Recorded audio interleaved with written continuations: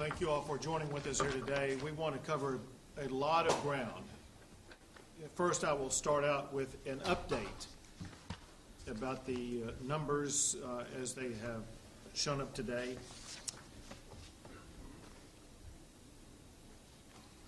As of today, the total number of Texans who have been tested for COVID-19 is 427,210. The total number of people who've tested positive is 33,369. The number of active cases is 15,672. The hospitalizations confirmed are 1,888. The fatalities is 906. And the total number of people who have been tested positive for COVID-19 and who have recovered from that infectious disease is 16,791.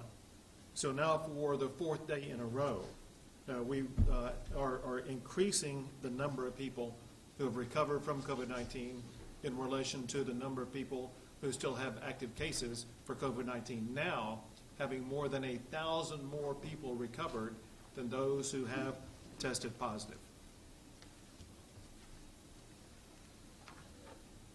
I also want to share with you the ongoing status that I have as of this morning with regard to availability of things like hospital beds.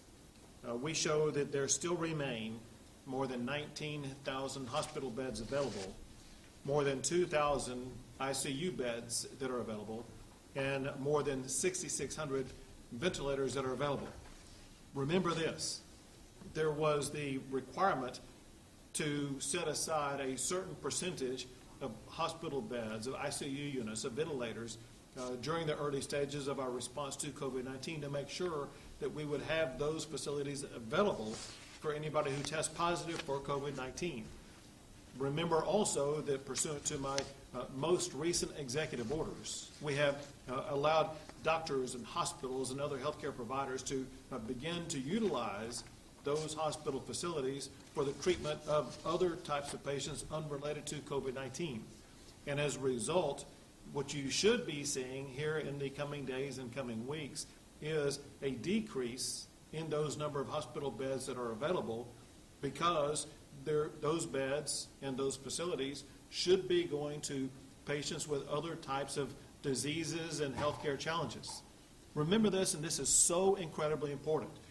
While we have been responding to every healthcare need of those who test positive for COVID-19, there have been some who may need to be diagnosed for cancer. They may have needed to be diagnosed for heart disease or some other type of physical ailment. It is so important that anybody with any type of healthcare ailment whatsoever, especially those ailments that could be life-challenging, that they have access to the doctors, the hospitals, and the health care they need. And that is why it is so important that this most recent executive order unleashes the doctors, the nurses, and the hospitals to be able to provide that type of health care that our fellow Texans need. And now they're going to have it.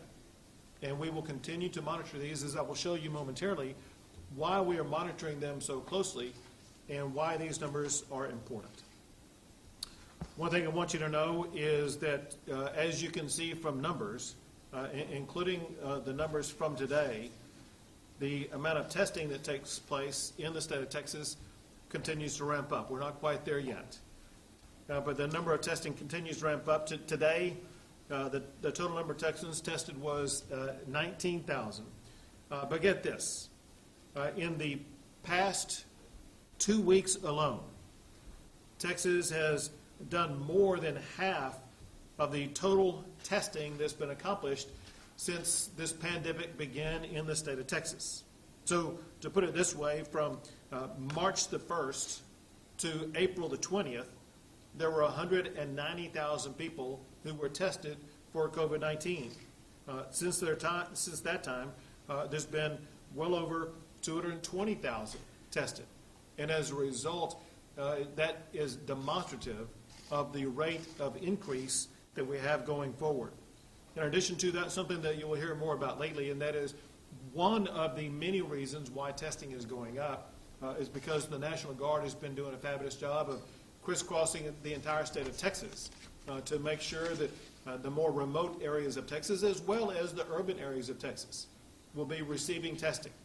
You're going to hear a lot of discussion today, later on, to provide you more detail about that, about the counties large and small across the entire state that have received testing recently. Yesterday, we had one of our twice-a-week phone calls with the vice presidents, as well as with Dr. Burks, as well as with Dr. Gerard. The reason why Dr. Gerard is important here is because Dr. Gerard is one of the people who is in charge of the testing operations taking place in the states. One of the main topics that was discussed yesterday in our phone conversation with the Vice President, with Dr. Gerard, with Dr. Burks, is what the federal government is doing, working with the states to increase the testing that is taking place. And here's what they said. They said that they are increasing both swabs as well as other testing supplies across the country. Their goal is to test 2% of the population of each state every month. That would be approximately 600,000 Texans per month, just pursuant to this one testing regimen that is provided by the federal government. And then today, the CDC said that it will send 750,000 collection swabs to Texas between now and June the 1st. Now we can go to that data. So there's certain data that I use that I wanted to share with you so you can understand exactly what it is that I'm tracking to see how Texas is progressing. I'm showing you this data that is hinged to the date that I made the announcement to begin to open up business in Texas. So one of these lines, the middle line, is for that date. The top line is 1 week before that. The bottom line is 1 week after that. Obviously, it doesn't have today's number in there, but I wanted to show you basically what we see, not just day to day, but also what I look at week to week to see how Texas is doing. So looking at column number 1, you see vertically the column of the people who are who are being tested. And you can see right there between April the 20th to May the 4th in that 2-week time span, we more than doubled the number of people who are being tested. So that is a good thing, but it's so critically important that people understand that just the number of tests in and of themselves is not all that meaningful of information. And I'll explain more why. The next column says new tested. Those are the number of people who were tested that day. So on April the 20th, there were 7,684 tested. As of the day I made the announcement to open up business in Texas, there were about 14,496 tested, and then as of yesterday, more than 16,000, almost 17,000 people tested. Again, good progression, always an increase in those tested. Again, the number tested is important, but as a number standing alone, that number is meaningless. That number is relative only to context. And the same is true with the next number I will give you. You will see going back to April the 20th, there were 553 who tested positive. You'll see when I issued my executive order last week, it was 666, and then today, as of yesterday, 784 who tested positive. That brings us to the next column, which is one of the most important data points that we look at, and that is the percentage of the people who were tested who test positive for COVID-19. As you can see, back on April the 20th, the percentage of the people who tested positive was 7.2%. Then that number went down to 4.6% on the day that we made the announcement, and 4.65% as of yesterday. Anything below 7.2% is going to be a good number. Remembering this, and that is if you were to go back earlier in the April time frame, you would have seen that the positivity test rate was closer to 10%, in fact, sometimes over 10%. If the positivity test rate is more than 10%, that's one of those red flags that we begin to look at. Not if it's just a one-off day of testing more than 10% positive, But if there are multiple days and a trend line begins by getting us back up to a 10% positive ratio of those being tested and those being tested positive, that is a warning flag for us to keep track of. So one thing that I look at every single day is what is the percentage rate of those who are tested, who test positive. And so here's what this means when it says 4.65.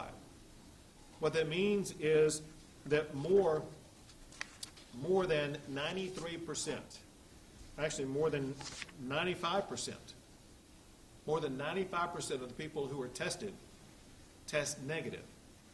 Know this, as you're going to hear later, we've been spending a lot of time in areas where there is a high positivity rate.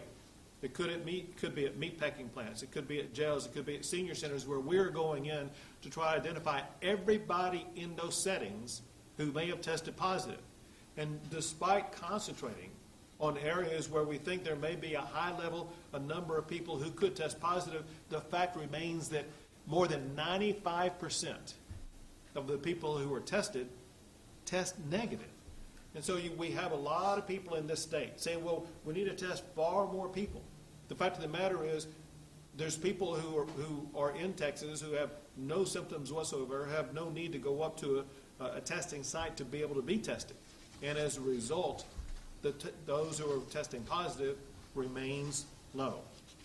Another number that's very important in our analysis of how well the state is responding to this challenge is hospitalization rate. And you get that rate by going through these numbers. So look at hospitalizations per day. Go back to April the 20th, obviously it was 1,411.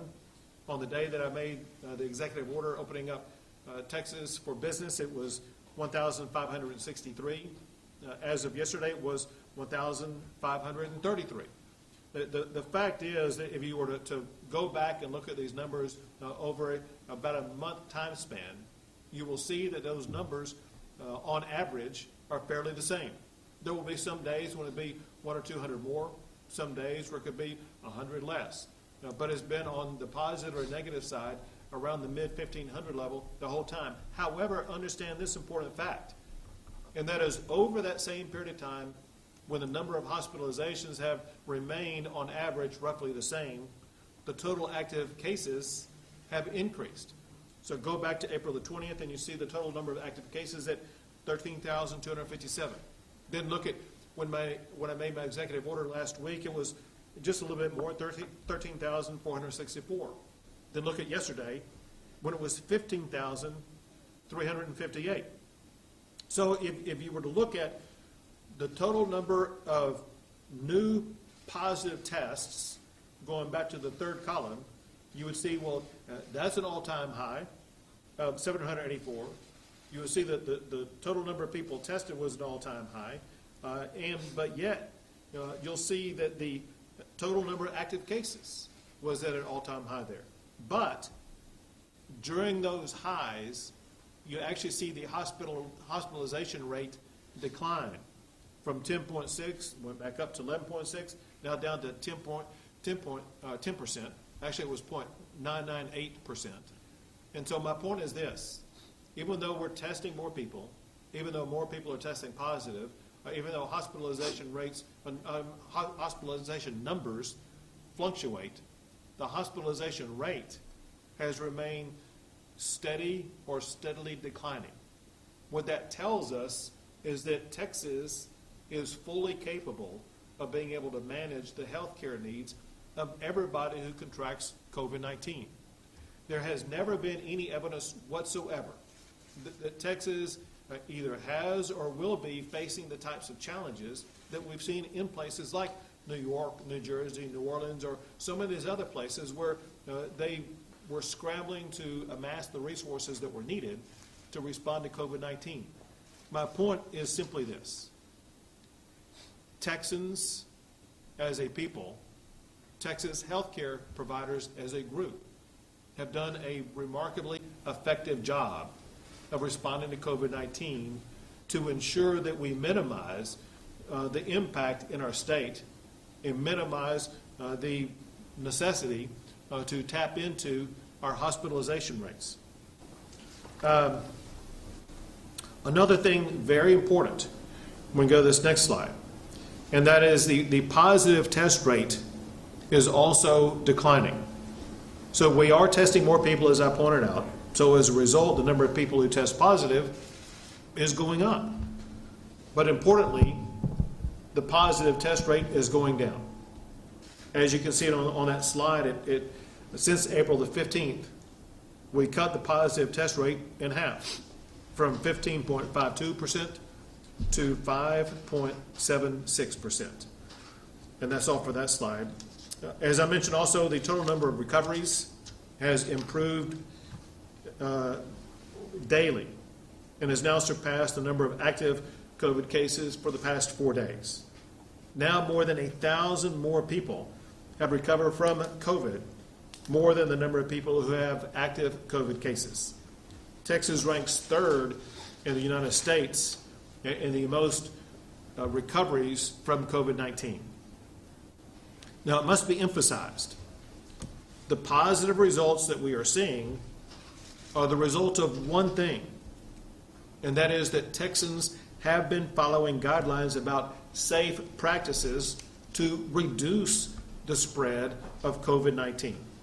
They've been following distancing practices. They've been wearing masks. They have been avoiding crowds, and they've been sanitizing their hands, all of the right strategies. Every single Texan has the full capability themselves to make sure they do not contract COVID-19 by practicing these very simple strategies. And it's important. It's important for this reason. Even though we have slowed the spread in the state of Texas, even though our numbers with regard to hospitalizations and those testing positive, they all look good, the fact remains this.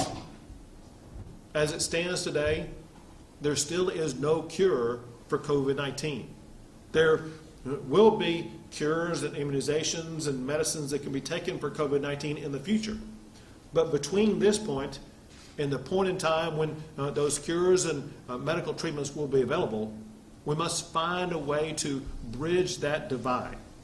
So we've done it by the fact that we have shown that essential businesses can operate while slowing the spread. Remember this important fact, and that is before my executive order on April the 27th to open up businesses to begin to increase economic activity in the state of Texas, long before that, going back to the time of my essential services order, there were many essential services operating in the state of Texas, whether they be grocery stores, restaurants for carry-out purposes, hardware stores, industrial manufacturing facilities, construction, all different types of activities like that. Those businesses were operational at a time while COVID-19 spread was being reduced. So we can open up business if we follow those same very strategies those businesses were using, and that's exactly what we need to do. By following those same safe strategies, we can also show that we now can have non-essential businesses operate while still containing the spread of COVID-19. Our ability to show that we can coexist with COVID-19 depends on ongoing efforts at good hygiene to continue to slow the spread. So it's up to Texans whether or not we remain open and in fact open up even more, or alternatively, if actions have to be taken that would lead to greater containment in certain areas. If Texans stop using the distancing strategies that they have been utilizing over the past month, they will cause an increase in COVID transmission. If that happens, it could lead to some counties having to impose stricter standards. Well, one thing I want to do today is to make some clarifications and modifications to the executive order that I issued last week. So there was one thing contained in our executive order last week that there was some uncertainty about, but it was still contained in the executive order. And it involves funerals, memorials, and burials, and then I'm going to add to it something that was not in that executive order, and that is weddings. So for funerals, memorials, burials, and weddings, they are all treated the same as church services that have limited seating arrangements. And you'll need to go back into the guide that I issued at the time to see what those seating arrangements are for church-type gatherings. Understand this, and that is, whether it be for attending church or attending a funeral, memorial, burial, or a wedding, we strongly encourage at-risk populations to try to watch or participate remotely. Remembering this very important point, and that is almost 75% of the deaths from COVID-19 in the state of Texas are a result of people contracting COVID-19 who are age 65 and older. We can go so far to reduce deaths in Texas if we do even more to protect the most vulnerable 65-year-old and older population from being exposed to COVID-19, and that requires in part that people in that age cohort try to remain at home if at all possible. So in addition to that, for funerals, memorials, burials, and weddings, we for the vulnerable population, we would also recommend the provider of those services to consider designating an area for the at-risk population. Additionally, the standards that are applied to churches, that apply to these types of settings, they include alternating rows, meaning skipping a row, and trying to have an area of 6 feet spacing between parties. One individual from a household may sit with another individual from a household, from another household. Otherwise, limit seating to household gatherings alone. Now, for weddings, we want to make sure that at wedding receptions, the same type of practices are used at wedding receptions as are currently used with regard to restaurants that are open. That would mean generally 25% of listed occupancy, no tables more than 6, keeping seat space at least 6 feet from other tables, and maintain 6 feet separation between parties. Bottom line is, for wedding receptions, go look at what the standards are for restaurants and comply with those standards. Another clarification that I want to provide based upon the executive order that I issued last week. If you recall, there had been an executive order about being able to walk around in parks. And in that executive order, one thing that we removed from the previous order was the need to wear a mask when you're in a park. We said we highly recommend that people wear a mask, but there would be no mandate or penalty or anything like that if you fail to do so. Remembering the fundamental premise, and that is, if you wear a mask, you are ipso facto decreasing the possibility that you will be contracting COVID. That said, we want to make sure we clarify what the standard is for park-like settings. That includes the beaches, lakes, and rivers, including river rafting. All of those categories, the categories of beaches, lakes, rivers, including river rafting, are to be treated with the very same standard as parks are to be treated. So maintain at least 6 feet separation from others where possible, who are not within the same group. Groups at beaches, parks, lakes, and rivers may not exceed the greater of the number of members from a household, or up to 5 individuals who travel together. Also, I want to provide further clarification on restaurants. So for restaurants, there was and is a seating capacity limitation of 25% that applies to indoor seating. It does not, however, apply to outdoor seating. If seating is outdoors, however, the same distancing standards are required as are imposed for indoor seating. Now, in my remarks last week, I said this. I said that we wanted to see certain operations open up as soon as possible, including barbershops, hair salons, bars, and gyms. And I said at that time that we were working with our medical team and the industry to open these as soon as possible. Well, beginning that day after I issued that executive order, we went to work that day and every day since then, working with local businesses and industry leaders in these businesses. And we are grateful that so many small business owners for what they did in working with us to try to hammer out some strategies that met with the approval of our medical team. With that in mind, effective May the 8th, this Friday, cosmetology salons, barbershops, hair salons, nail salons, and tanning salons are able to open. There are rules in the best policies manual that we have provided that all of these should consult. Here is a summary of some of them.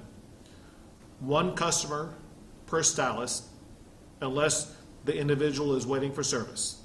You can only wait inside if they maintain social distancing of at least 6 feet from others. We recommend using an appointment system only. If allowing walk-ins, only wait inside if they can maintain a distance of 6 feet from one another. Otherwise, waiting should occur outside or in a person's vehicle.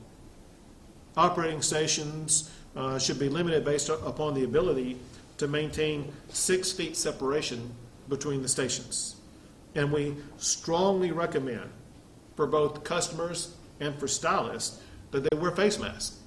Listen, one of the apprehensions and concerns about opening up barbershops and hair salons and similar types of businesses was the fact that the people operating the business as well as the customer, they're very close to each other as that service is provided.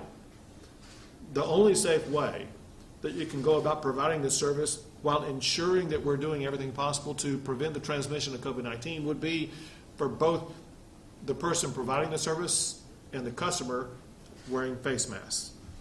So once again, detailed operation instructions are provided both online and in a handbook that these operations should consult before opening up their facility.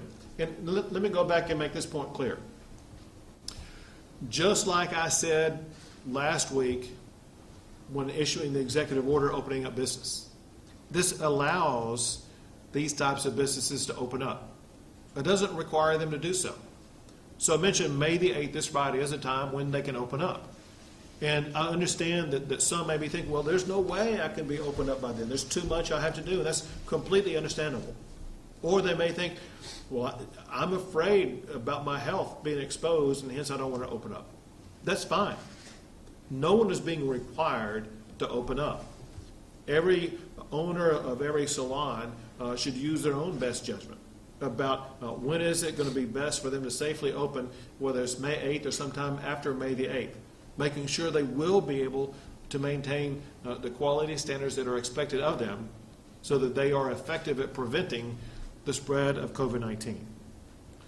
Now, we've also had the ability to work pretty much on a daily basis in talking to owners and operators of gyms and exercise facilities, finding out what strategies work, finding out the types of sanitation activities they do have and where sometimes they don't have adequate sanitation practices.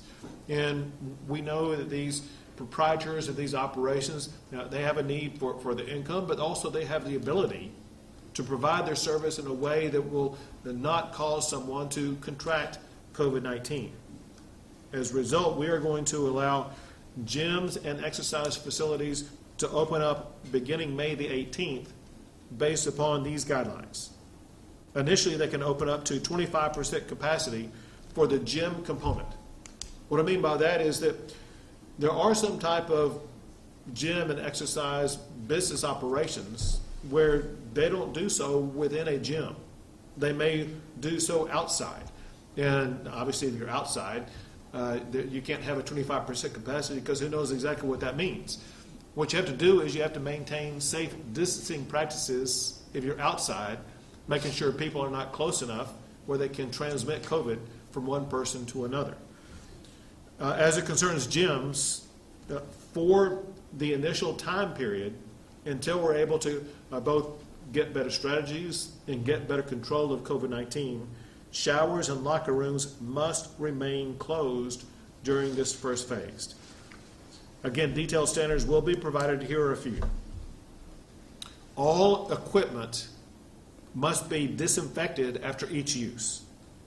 Customers should wear gloves that cover the whole hand and fingers. So why this?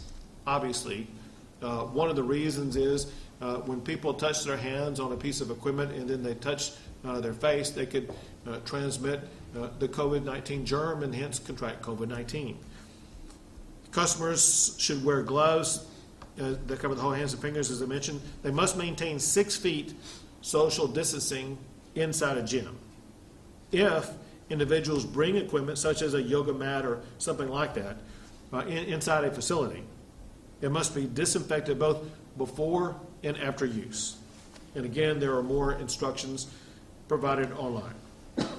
Now, bars is another area that we want to open. We want to open because we know the customers like it, but also we want to open because we know that bar owners desperately need to open up in order for them to have some level of income, for them to pay their bills. But the fact is that we are still working on safe ways to establish safe distancing at bars. You know, to some extent you could make an argument that a bar could be set up in the same way that a restaurant is set up, where you have just a small limitation on the number of people who sit together with safe distancing, and that could be a strategy that could be employed by some bars. But we also need to recognize kind of the very nature of a bar, and that is it brings people close together in a closed space, in a setting that really is the type of setting that promotes the transmission of infectious diseases. So what we need to do is, just as we showed that we could work very rapidly with regard to responding to hair salons and barbershops, we want to hear from bars about the types of strategies that you can use, understanding this key point. Not all bars are the same. Some bars would be massively large and could easily set up operations that would be able to effectively employ distancing strategies. What about small bars? How would you operate that way in ways that would ensure that you are preventing the transmission of COVID-19? We need to hear details about all different types of issues like that we can run by our doctors so we can make better assessments so we can open up bars again as quickly as possible. Now, another category that I want to provide some clarification on. Before my last executive order, manufacturers were considered to be providing essential services. But there was some lack of understanding about maybe what would be categorized as non-essential manufacturers. And so we want to make sure that non-essential manufacturers have the ability to open up also. They will be allowed to open up effective May the 18th. Let me explain to you why the 18th for them as well as for gyms.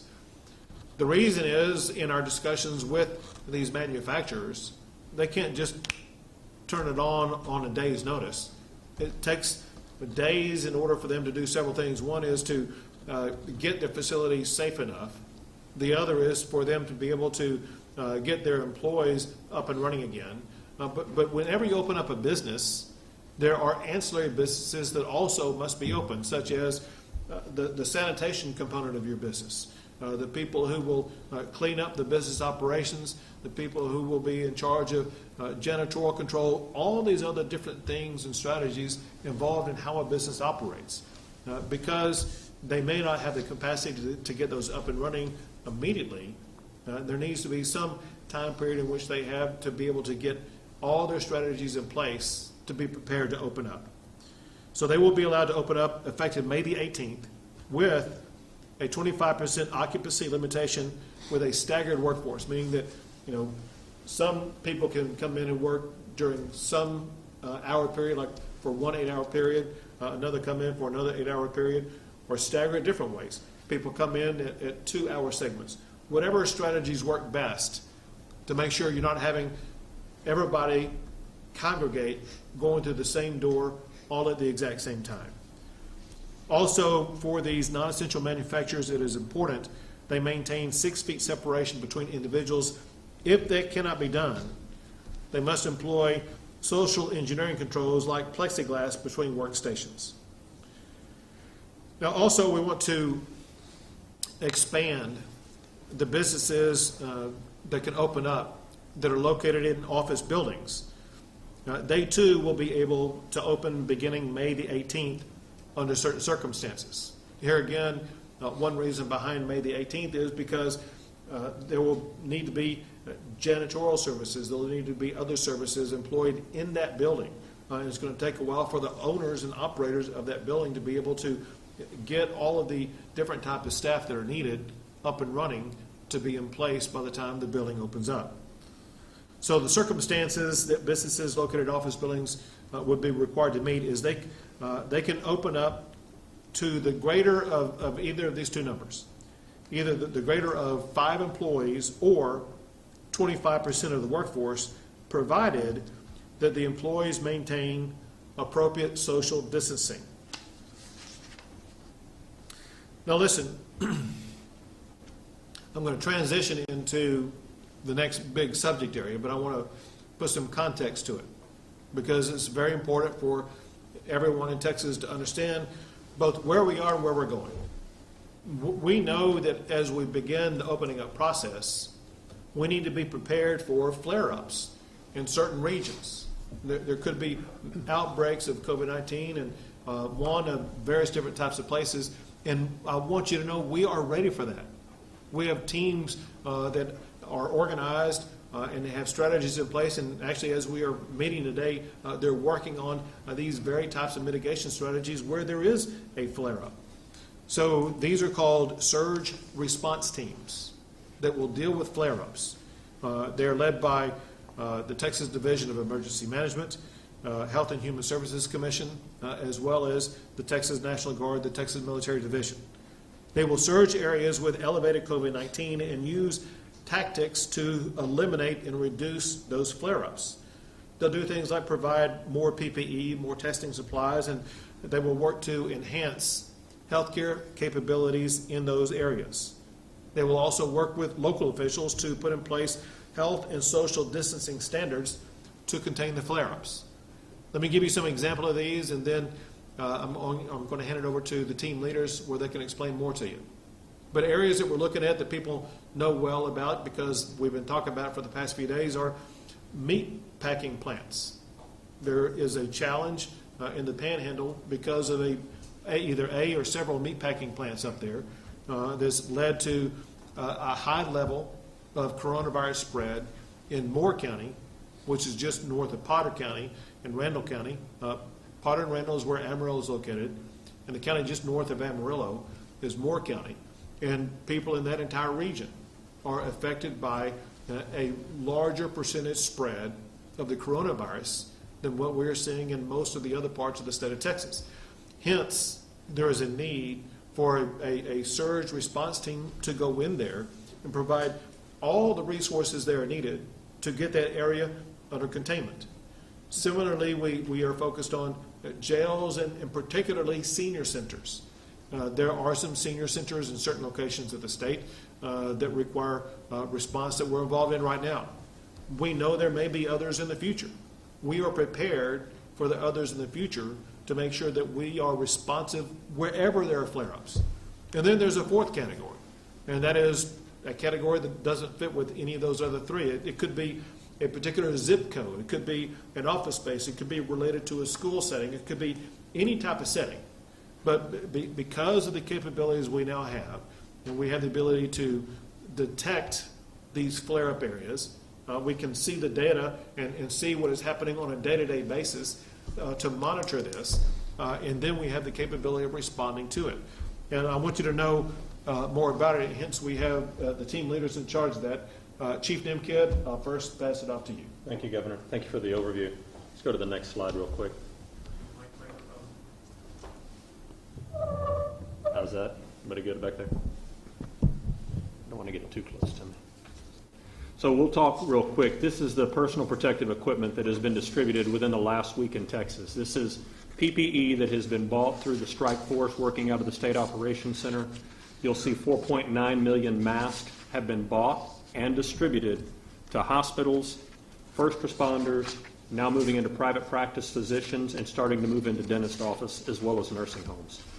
Your face shields there, 265,000, 262,000 gloves, another 16,000 gowns, and 38,000 coveralls. Again, this is PPE bought by the state of Texas to be distributed into the private sector and the first responders. Next slide, please. This is total PPE from the beginning, 22 million masks. Now those are N95 masks, KN95 masks, surgical masks, and then other cotton masks that we brought in. Again, distributed to our first responders, to our hospitals, to our nursing homes, assisted living facilities, and scattered out into our private practice physicians' offices. You'll see 1.8 million face shields, another 7.5 million gloves, 237,000 gowns, and another 173,000 coveralls. Next slide. FEMA has also been working hard to bring an air bridge into Texas, and what that means is you've seen the reports from FEMA, the 177 flights that have come in. The numbers here are March 1st through May 1st of distribution from the FEMA air bridge, and this is important, into the 6 major distributors in the private sector. So those 6 major distributors are distributing that to their normal customers and clients, hospitals, nursing homes, assisted living facilities, EMS first responder agencies, as well as private practice physicians. You'll see 30 million masks from the FEMA air bridge in Texas. You'll see 587,000 face shields, 769 million gloves, and another 14.3 million gowns. So overall, while we feel the supply chain is starting to refill, we know that there's still a lot of work to do. As the materials come into our warehouse, we're distributing it continuously on a daily basis around the clock. Next slide, Seth. So total distribution between what the state has done and what FEMA has done, 53 million masks, 2.4 million face shields, 777 million gloves, and 14.5 million gowns. Now, the three of us here, General Norris and HHSC Executive Commissioner Phil Wilson, are kind of going to go through these next slide together to show the unison and the partnership of what we're dealing with. So General Norris will take this next slide and talk about the Texas Military Department and the mobile test collection update. Thanks, Chief. Currently, the Texas National Guard has 3,079 soldiers and airmen on duty right now. And as you see on this slide, currently 1,262 of those are dedicated to the mobile test collection. We've collected over 11,000, close to 12,000 specimens, and we're in 158 counties. And there's a slide down the road. They'll show the counties in the next couple of days that we'll be at. We have a call center, which has been expanded from about 70 to 124 military personnel who are answering the phone. You can see the volume there, so we're getting close to 42,000 total call volumes. The call center starts at 0800 every morning. There is a wait time of about 6 minutes. We are working to get that time down. I know one day we did have it a minute 14 seconds was the wait. And then also, again, is showing the by appointment only and the phone number in order to make appointments across the state for a test.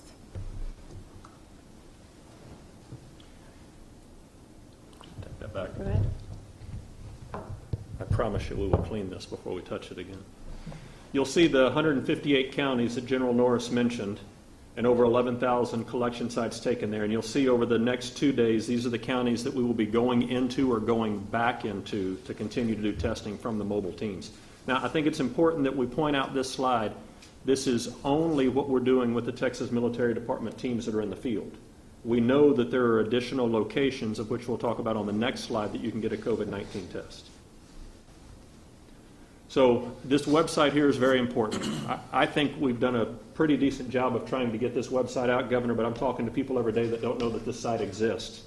So COVID test, covidtest.tdem.texas.gov is the website you can go to find this. It's an interactive map. It will find your location on your smartphone or tablet, and it will tell you within 1 mile to 100 miles how many COVID-19 testing locations are available to you. You can slide the scale back and forth by dropping the pin or adding your address in there. Each one of these icons there is a location. When you mouse to that location and click on it, it will give you the name of the location, the address of the location, the telephone number of the location, the hours of operation of the location, and it will tell you if you need a physician's prescription or if you can come in without an appointment. We really need your help in getting this message out there. There are 424 locations available today in the state of Texas to go get a COVID-19 test. Next slide. Talk a little bit, and the three of us will share this surge response team that the governor mentioned. Our goal is to quickly respond to any outbreak in any location. And so you'll see the Texas Division of Emergency Management, our Texas Military Department, our Health and Human Services Commission, the Department of State Health Services, our Emergency Medical Task Force, which are the true heroes out there. They're our frontline responders organized together and responding to support us. And then one of our close associates, BCFS, Health and Human Services. You'll see the venues served there of nursing homes, prison, packing plants, and really any other location that gets identified. Next slide. Phil, you want to talk? Thanks, Neb. Good afternoon, everyone. My name is Phil Wilson. So math tells a story. I think that's interesting. There's a lot of statistics up here today about where things go. And through these surge teams, we're able to tell a story and see what's taking place. So far, we've had 47 surge teams go out, and they've gone to places all over the state. They've taken testing equipment, they've taken on-site staffing, they've done assessments. And all of those things are part of where we've seen these particular hot spots take place. I'd like to spend a minute talking about the surge teams related to nursing facilities and long-term care, and where that math tells a story as well. So in Texas, as you know, and have heard before, we get about 1,220 nursing homes in the state. So far, about 20% of those have had at least one positive test. What's interesting about that as well, of that, only 13% have had a resident. The rest have been staff. So it's a lower kind of denominator, which means some of these isolation techniques are working to keep people protected. So the total amount of people, facilities, is 243 facilities have had a person test positive of the 1,220. Our total positive nursing home population and long-term care is about 13,250. So, Governor, about a third, a little more than, in our state, have been in these vulnerable and more at-risk populations. So we know where these surge teams need to go and where we need to focus our efforts as part of that.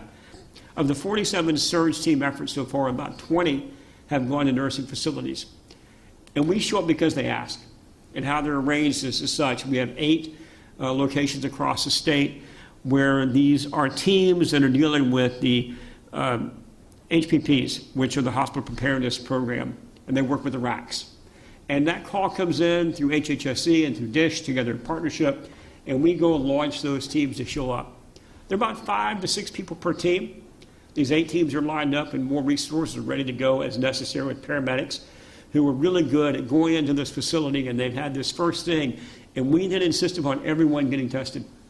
The staff, the residents, they can look at someone sick or not sick that may be showing symptomatic signs, and immediately segregate those 2 groups of people to create as much isolation as possible to create a safer environment.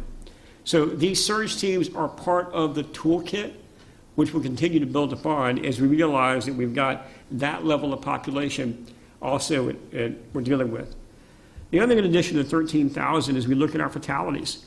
So far, 317 fatalities have been associated with a nursing home. So if you look at our fatality rate compared to the overall population, it's very interesting, about a third again, both in what's been diagnosed as positive and where we've had fatalities. So a lot of effort will go into, as Chief Kidd talked about, in particular with these congregate care type of situations, whether it's a nursing home, our state jails and prisons, the meatpacking plants, where we can surge in, work with those companies, those entities as they need us as part of that process, and to identify where math tells a story. So these surge teams, I want to say thank you to them. They're doing a tremendous job across the state. Echo what Chief Kidd said, they're a vital part of our success together in partnership with the military, and appreciate all their dedicated efforts dealing with that. Seth, if you'll hit that next slide, it'll be the next locations. In total of about 45 or more locations right now that we've already been into. Next slide. So we'll talk a little bit about, as Commissioner Wilson mentioned, the components that go into this surge force. And I believe there are really 5 components of it that we need to centralize on. One is the personal protective equipment that we've talked to you about that we have a good hand on right now. The second is the staff that we're sending out there to do this assessment and then support. The third is the testing components that come with this, the swabs, the transport medium, the tubes, and then the laboratories on the back end. The next is this facility disinfection team right here, and it's to be able to go and actually support nursing homes, assisted living facilities to make sure that it is a clean environment to kill all the COVID-19. And then the fifth is the additional support that BCFS can bring in, which could be additional nursing staff, additional epidemiology staff supported by DSHS, could be additional food service. Anybody that we need in working in these facilities, we have additional resources to bring in for that. General, do you want to talk a little bit about your additional disinfection teams? Yes, Chief, thanks.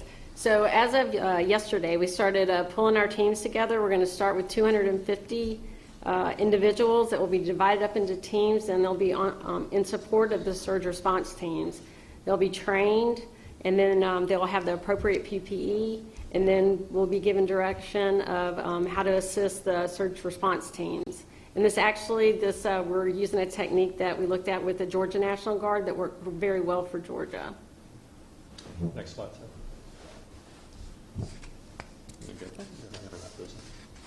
Oh, well, thanks.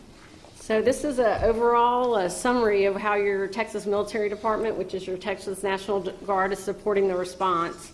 We're operating out of 13 armories, which are also being used to help with warehouse PPE. They're in 9 food banks, and as you see, we've served over 16.9 million meals to families in need. I've already talked about the call center and the testing, and then we never really had to use any of the alternate healthcare facilities due to how our hospitals reacted at the beginning of the response, but the engineers in the National Guard, your Texas National Guard, did 112 assessments in case those facilities were needed. And actually all the document of those assessments are going to the counties, so they have those for the future. And one thing I did want to add in conclusion, I said it a moment ago, and the governor touched on this, I think it's important, is we're making a very rigorous effort to continue to forecast for the future. So once again, Matt tells a story.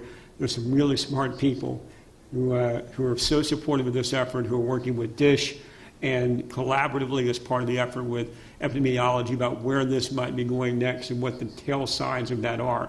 And so the more and quicker we're able to respond to that with whether it's a surge team or a mobile testing program or any other way we get there, working with the private sector as well, that forecasting tool we continue to build upon allows us to know more. Hence why we test everybody when we go to a nursing home or long-term care, working with the meatpacking facilities as talked about, our jails and prison, because the more you know where it's going to go, the more you can stay in front of that. So that's a great use of technology and people.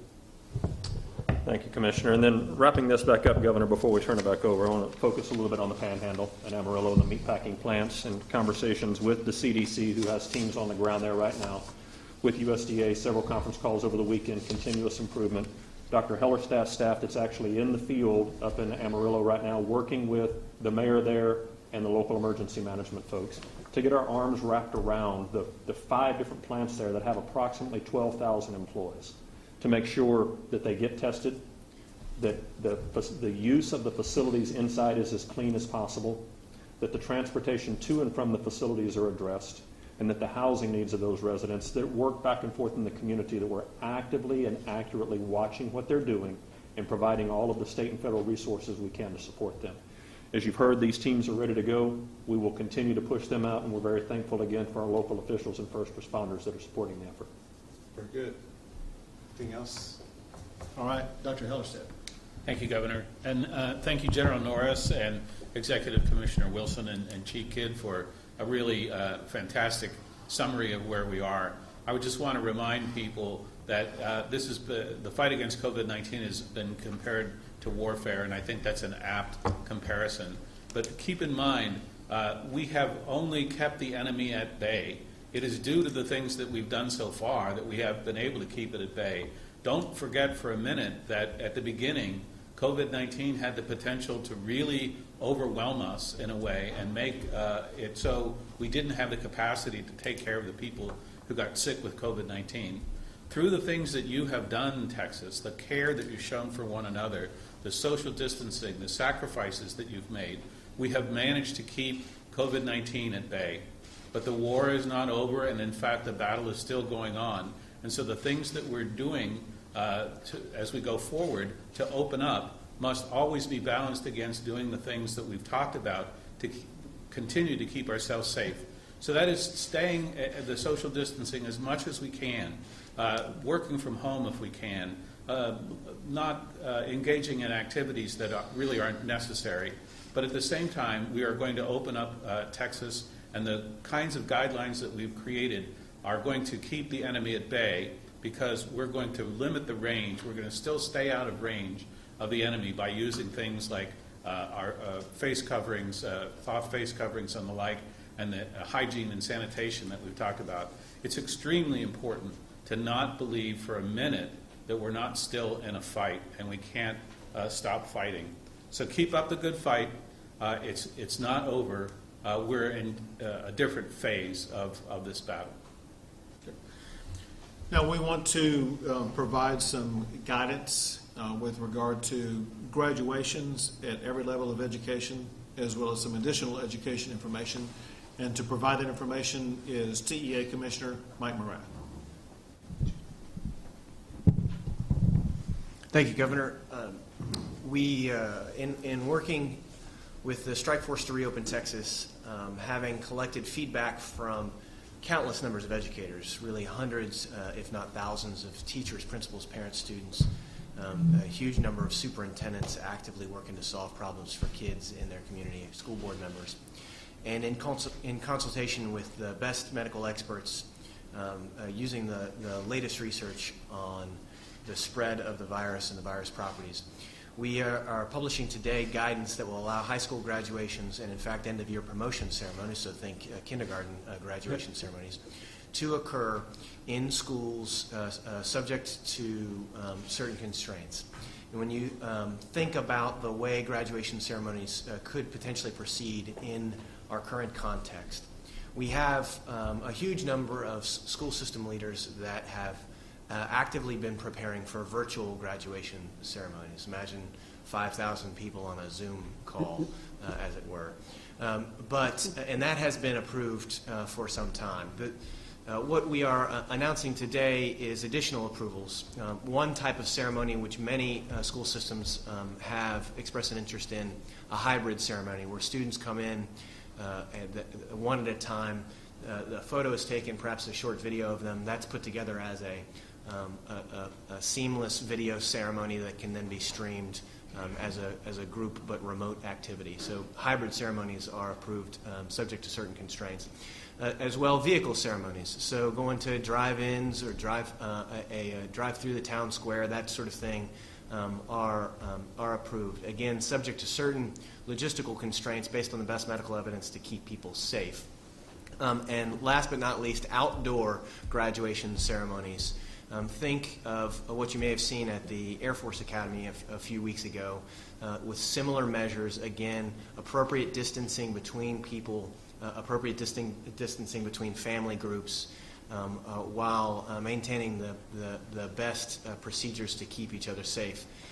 Education as an endeavor for high school students is something that they have spent 13 years of their lives on, with educators pouring love and skill into them over the course of their educational career. It is important that we honor that achievement as they begin to make a transition to the next phase in life. We're excited to create guidance that does maintain health and safety for all of our community members and all of our participants, while also honoring students and celebrating the achievements that they have made. Very good. Thank you so much for your hard work on that. And let me just close by once again reemphasizing the very important message that was provided by Dr. Hellerstedt. And that is, we applaud our fellow Texans for their sacrifice, for their effort, for their discipline over the past month or two to make sure that Texas was put into a position of being one of the best states in the United States, for bending the curve, for being in a position to be able to open up our economy. Our ability to continue that effort will also be hinged to how well Texans respond in the future. You have demonstrated the full capability of doing exactly what you need to do to practice safe distancing, to wear face masks, to wash your hands, to do the kinds of things that will reduce the spread of COVID-19. We urge you to continue to strongly maintain those practices so that Texas can continue to expand our businesses. We know that no one knows better than entrepreneurs in the state of Texas how to grow a business. And we need to be able to unleash those entrepreneurs, and the best way we can do that is ensuring that they all have the safety standards they need to make sure that they can succeed. As we go about doing exactly that, Texas will once again be the leading state in the United States for doing business. With that, we'll take some questions. Governor, the whole enforcing the businesses that are not in compliance, who's going to go out and actually enforce that? Who's going to be looking out for that? As people, can we report something like that, or different government agencies will step in? So there are different ways the enforcement takes place. One way is at the local level, where they have the authority to do that enforcement. Another is at the regulatory level. Another would be at the state level. So it just depends on what the violation is and who is taking the enforcement action. That fine that's going to be paid, will that go prospectively depending on who Correct. issues the fine? Correct. Governor, you said you're listening to doctors as we move forward, but medical experts have said we need at least 2 weeks' time to judge whether this openings on May 1st are leading to a new surge in coronavirus cases. So how can you decide that we can safely open up more right now? Sure. What experts are you, name the names of the experts you're relying upon. We've spoken to a number of medical Just give me their names. We've talked to Dr. John Carlo, Dr. Safety, several in Texas, Sure. and Harvard, and others. Okay. So I personally talked to Dr. Birx. I personally talked to Dr. Fauci. I personally talked to Dr. Mark McClellan, the former head of the FDA, former head of U.S. Medicaid and Medicare. He is part of the 4-doctor team we have on our staff. I personally talked to Dr. Parker Hudson. Dr. Parker Hudson is an infectious disease specialist in charge of tracing and tracking COVID-19 in Texas. He's with the University of Texas Health System. And I talked to Dr. Hellerstadt, and I talked to Dr. John Zerwas. And so I will put their advice up with anybody else. The plan that I announced was looked at by Dr. Birx, and she wrote, "This is a, quote, great plan." And so how do I know that we are on an adequate trajectory and that this plan fits within that trajectory? Dr. Birx herself has said it. All these other doctors have said it. And so there's always going to be a difference of opinion among doctors. Just like all these experts said that the Texas was going to have all these massive deaths, that was going to have the high water mark of more than 260 deaths per day, never turned out to be true. We're operating based upon the numbers that we have had, that I showed you what the trajectory looks like. The trajectory in Texas looks good. The trajectory in Texas satisfies the criteria from the White House advisors, satisfies the criteria of the 4 doctors that I rely upon. It looks like there's almost 1,900 hospitalizations reported today. Is that a one-time blip, or is that something that's concerning? I don't think our numbers have been that high, at least in the last couple of weeks. Again, on any of these numbers, whether it be people testing positive or hospitalizations or whatever the other different criteria are, there will be one-day blips. There's going to be ups and downs. There was sheer panic the other day when there were 50-over people who were fatalities in that particular day, and fatalities now are down to 22, and they've been down around that level, close to it for the past couple of days. And so what matters is when you look at means or averages and see where the means or averages are going. That said, remember this. We're going to be testing a lot more people. A lot more people are going to test positive. There could very well be the need for more people needing hospitalization. What matters is not how many people are hospitalized. What matters is what our hospitalization capacity is. The dire circumstances you've seen in the United States of America that have been blaring on TV sets night after night after night. First it was Italy, then it was New York, then it was New Jersey, Washington State, New Orleans, Chicago, Detroit, all because they did not have the hospital capacity to deal with the challenges. When you look at the hospital beds we have available, when you look at the ICU units we have available, when you look at the ventilators we have available, we haven't even begun to tap into our hospital capacity to the healthcare tools that are needed to respond to these challenges. And then again with deaths. One death is one too many. But if you look at the number of deaths, they are far lower in Texas than they are in almost any other state. Yes? There's leaked audio of a call that you had with state lawmakers where you did say that, with more businesses reopening, there could be increases in infection rates. Do you worry that this could make you seem like you prioritize, businesses over lives? And also, at what infection rate would you consider rolling back some of these measures to reopen businesses? Sure. I think everybody recognizes, it's been said frequently, that as a society does begin to open up again, it could lead to increased infections. And that's exactly why we have this surge team in place. And that is, if infections get out of control, we will be able to quickly respond to it. It's also why both the state as well as local governments have established these test and trace teams. The reason why you have those teams is because as you open up, there will be someone who will test positive, and you want to trace it back to see where it began, and so you can test all those people and be able to maintain their isolation so you can minimize the further expansion of COVID-19. Is there a specific infection rate you have in mind for possible further action? No particular rate unto itself. What we look at are trends. And again, there could be a one-off rate where there's a meaningful increase for a particular day or 2 days. What matters are trends. Again, what matters the most are these factors. What matters the most is that we have the medical capability of responding to the healthcare challenges of the people of the state of Texas, including those who test positive for COVID-19. We have an abundance of healthcare facility. The thing that would compromise that would be a meaningful, sustained increase in the number of people who are hospitalized. And hence, one of the foremost things we will look at will be hospitalization rates. And there's another coefficient there that's important, and that is, what is that rate in relation to the overall number of people who are testing positive, the number of active cases? In New York, in some regions, the hospitalization rate was in the 30 or 40 percentile of those who were testing positive. In Texas, it's remained relatively low. Again, you got to look at multiple numbers. There's no one single number. When you look at the numbers, is our medical capability of responding going to be compromised?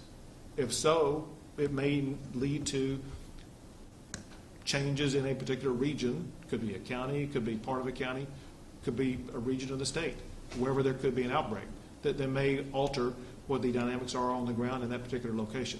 But if you look at where we are now, if you look at how Texans have responded now, and if we are able to maintain that response, we shouldn't have any challenges.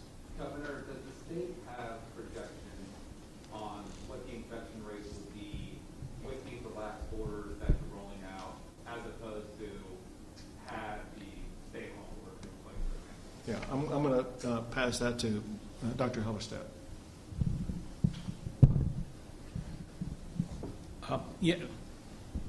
One of the things I think to keep in mind is we've had lots of discussions about modeling and projections and things like that. And it's really important to remember that this is a dynamic situation. So the way I look at the question is there the potential that there could be resurgence? Yes, there is. And part of that potential is that due to the fact that we have been so successful at keeping COVID-19 at bay. That means fewer people got sick, fewer people got infected. But it also means that as we open up Texas, there's still a vast number, the vast majority of people in Texas have not had COVID-19, and they are susceptible. So is there a possibility of a resurgence? Yes. Will we watch all the trends very carefully, multiple trends, to see if we're heading in a wrong direction that is going to overshoot and maybe threaten, again, the capacity that we have in the healthcare system to take care of people? We'll absolutely watch that. But it comes back to This is not a one-way street. We have seen the way the people of Texas have responded to this first challenge, and it worked. And we're confident that if we lay out for them very effective means to keep COVID-19 under control, they have a great desire to do it. They still want to keep COVID-19 under control. They understand it. And we have great confidence that they will be successful in this next phase. We have two more. The state of Texas doesn't identify which nursing homes have had infections. Is that part of your discussion and something that might be reversed later on down the road, identifying which places that have the infection? If I recall correctly, that decision is made by HHSC, and we happen to have the commissioner of that here with us right now. I will let him answer. Thank you. I appreciate the question. That's based on HIPAA. So we're being respectful of people's privacy in various institutions, and we're following the law related to medical privacy for that. We'll give you gross numbers in the sense of infections and what we're seeing as far as the testing involved in our surge components and where we can go on. Happy to do that. But we're trying to respect people's privacy, and we'll respect people's privacy because that's the law. Last question. Governor, some colleges and universities have said that they plan to reopen in person in the fall. Have you had conversations with those collegiate leaders? And in your mind, is it too early to make that assessment here as we're talking about decisions that could have an impact in August, September? So I have had the opportunity to speak to leaders of universities and university systems, and it is appropriate that they go through the process right now of making the plans to reopen. They can't wait till August to begin that planning process. They need to do all the planning so that they will be able to move instantly to make the call about the reopening. I don't know exactly when that moment is where you cross the Rubicon, probably in July, I would think sometime. But we will leave it up to the education leaders working with our doctors, as well as working with other education leaders, as well as working with national medical leaders, understanding this. And that is when they open up these campuses, it's not just like some local public high school or something like that. They're involving students from across the country as well as students from other countries. And so they're going to have to go through the exercise of making assessments about not just how the health standards look in the state of Texas, how they look nationally, how they look in any particular state, how they look at any particular country where a student may be coming from. So it's a complex, dynamic issue. But it is important that they begin going through all that evaluative process at this time so they will be prepared to open up as much as possible. We want them to open up, if at all possible. It's important for the universities. It's important for the students. It's important for education. And I know that Mike Morath is looking at the same thing as it concerns opening up public schools in the state of Texas in the August time frame. I will share with you this last thing, and then we're going to go, and that is a recommendation that was made by Dr. Burks on our phone call yesterday. Dr. Burks was talking about the importance of opening up education in the coming fall year with this thought in mind, this suggestion to just consider, and that is to consider opening up earlier than normal and leave a longer period of time for closure for the winter break, with the concern / anticipation being that whether it be the common flu or the common flu combined with a resurgence of COVID, there may need to be a longer period of time during the winter break to not have students gather all together at one time. So it's those types of issues that we constantly look at as we go through that decision-making process. Thank you.